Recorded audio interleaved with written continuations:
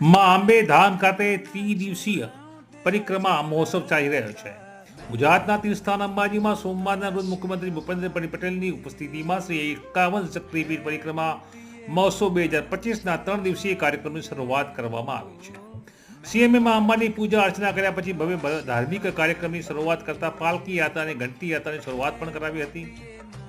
મુખ્યમંત્રી માં અંબાની પૂજા અર્ચના પણ કરી હતી. માં અંબે ધામમાં તેઓએ ટીટ પણ પોતાના દર્શન બાદ પણ કર્યું છે અને સીએમએ સંસ્કૃત કોલેજની મુલાકાત કરી હતી. જોકે ત્રિદિવસીનો આજે છેલ્લો દિવસ છે, ત્યારે અંબાજી પરિક્રમા મહોત્સવના છેલ્લા દિવસે આજે દૂર દૂરથી યાત્રિકો માં અંબાના દર્શનાર્થે આવી રહ્યા છે, શીશ ઝુકાવી રહ્યા છે.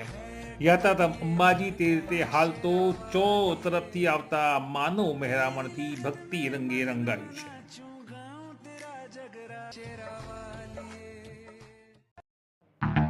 આ સમાચાર આપને કેવા લાગ્યા?